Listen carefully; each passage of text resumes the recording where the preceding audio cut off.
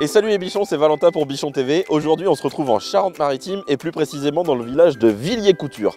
Pourquoi Villiers-Couture? Parce qu'on est venu rendre une petite visite à nos amis de chez Sautrin-Bois qui vont nous montrer le process de fabrication réel, pas celui que tu viens de voir sur TikTok, de plinthes, tasseaux et moulures. Viens avec moi, je t'emmène. Donc le cœur de métier de Sautrin-Bois, c'est avant tout le tasseau, la moulure et les plinthes, donc activité que mon père avait démarré dans les années 50. On est venu adjoindre à cela dans les années 97 la fabrication de panneaux bois massifs. On est venu adjoindre le MDF pour faire des plinthes pré-peintes. On fait également du sur-mesure grâce à notre atelier d'affûtage et de fabrication d'outils intégrés. On transforme à peu près 40 000 m3 de bois par an, dont 15 à 16 000 de MDF. Les bichons, on se retrouve avec Grégory sur le site de Chive, qui est leur site de pré-débit. Et là, on arrive dans un premier entrepôt. Donc là, ici, on va recevoir un peu toutes les essences de bois dont on a besoin pour faire différents types de produits. Ce qu'on utilise bien sûr le plus, c'est ce que vous pouvez voir ici, c'est du pin maritime qui vient d'Aquitaine. On est sur des lots de bois où on va avoir ce qu'on appelle du toute largeur. Donc on a une épaisseur fixe sur chaque palette.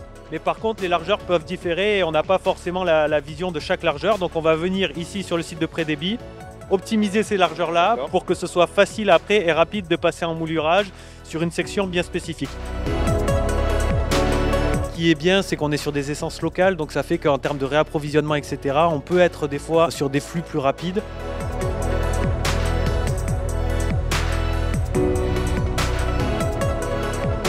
Là, on est en plein dans le centre de pré-débit. Donc on part de notre entrepôt avec des planches brutes, toutes à la même épaisseur par palette. Et c'est là qu'on vient faire nos optimisations de débit. C'est ça, on va optimiser et les largeurs en termes de section, mais on va aussi faire le tri de qualité et optimiser les choix. À l'entrée là-bas, on arrive avec des planches qui ont une certaine dimension. La machine a un réglage pour optimiser au maximum ce qu'on recherche.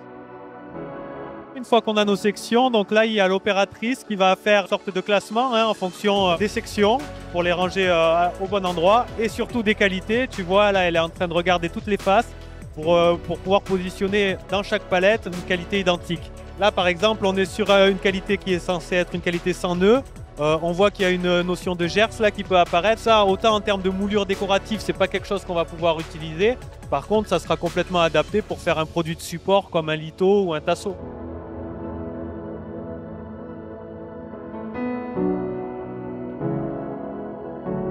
Grégory, on vient de voir une première machine. Ce premier entrepôt est assez grand. Il y a plusieurs types de machines ou c'est toutes les mêmes? On est sur le même principe. Elles peuvent être légèrement différentes, mais le principe est le même.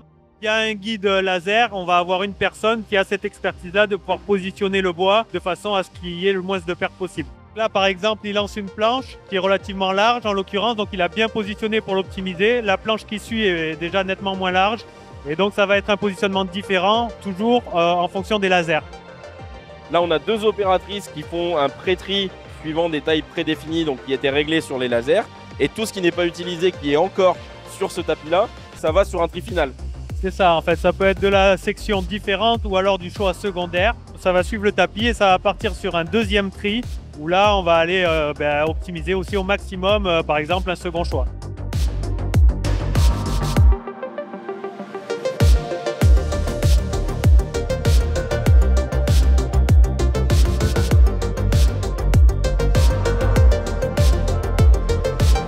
Le bois qui arrive de Chive est stocké dans des hangars. Oui. Ensuite, ils sont descendus au niveau de l'usine quand on a besoin de les passer. Le bois rentre dans la machine entraîné par un chargeur. Au départ, il va passer sous les premiers outils qui vont déligner le bois. Le bois va commencer à être travaillé consécutivement, d'abord à gauche, puis ensuite à droite pour former l'angle, pour ensuite être séparé et qu'au final, les deux moulures qu'on va fabriquer, une part d'un côté, une part de l'autre, et elles sont séparées et fini.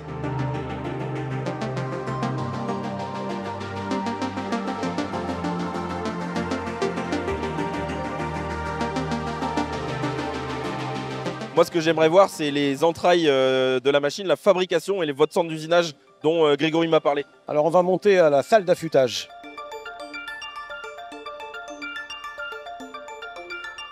Sans affûtage, on ne peut rien faire.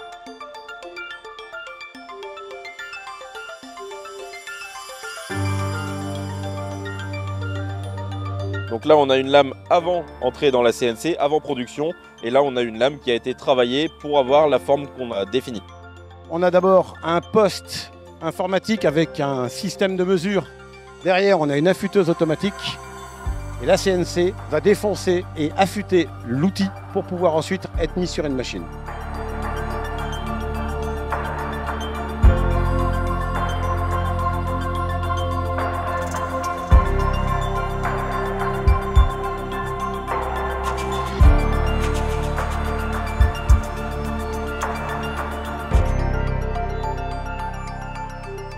Là, on passe vraiment dans une partie qui est ultra stratégique, c'est tout ce qui est finition, donc en particulier de la peinture, parce qu'aujourd'hui, il se trouve qu'il y a une grande tendance en France, mais un peu dans le monde entier, c'est qu'on a sorti de moins en moins les plinthes à la couleur du sol, mais on l'a sorti de plus en plus à la couleur du mur. Donc on fait énormément de plinthes et de moulures blanches, alors soit avec peinture, c'est ce qu'on va voir ici, soit avec un revêtement papier, un enrobage.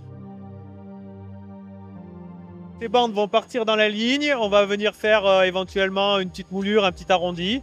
Et ça va passer dans une filière à dépression de peinture. Suite à ça, elle va être blanchie, ça va passer dans un séchoir. Et ça va revenir pour faire une impression jet d'encre pour le Gencode en contreface.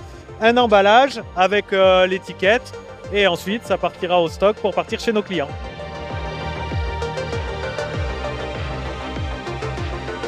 Grégory, on continue la visite, du coup on arrive bientôt à la fin, c'est ça? On arrive au niveau de votre stockage. C'est ça, notre entrepôt de stockage de produits finis. Où là on va avoir en stock nos 1500 références, voire même un petit peu plus maintenant, sur un panel d'essence très très large. D'accord, bon on va aller voir tout ça et puis je vais faire ma petite sélection.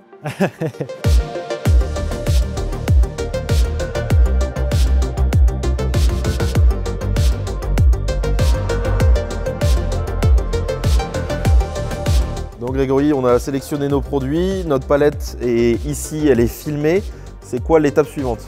Là, elle est prête à partir chez nos clients distributeurs. D'accord. Et qui ensuite vont le redispatcher chez leurs clients à eux, c'est-à-dire sur les chantiers. Là, par exemple, cette palette va à Clermont-Ferrand. Juste à côté, ça part à Nantes, un peu plus loin à Avignon. Donc, on va avoir nos produits un peu partout. Prêt à être distribué. Donc, dernière étape et qui va clôturer du coup notre visite, c'est la préparation des expéditions.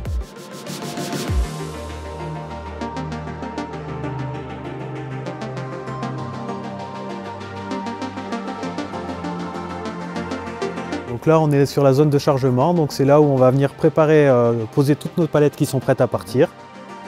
Donc vous avez deux grosses phases de chargement dans la semaine, donc forcément ici on est entre deux phases, donc vous allez remplir les racks avant de charger vos camions. C'est ça, c'est le travail des préparateurs de commandes pour les 2 prochains jours.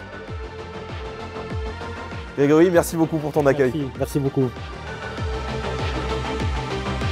Les bichons, cette journée chez Sautrin-Bois se termine, ça a été pour moi hyper instructif et j'espère que pour toi aussi. Si jamais tu as toujours des questions ou des choses que tu voudrais qu'on éclaircisse, n'hésite pas à nous le dire en commentaire, on se fera un plaisir d'y répondre. Quant à moi, je reprends la route et on se retrouve bientôt sur Bichon TV. Ah au fait, j'oubliais, si la vidéo t'a plu, n'hésite pas à laisser un petit pouce en l'air, ça nous fait toujours plaisir. Un petit commentaire, on se fera un plaisir d'y répondre. Et la cloche de notification pour permettre de louper aucune vidéo. À bientôt!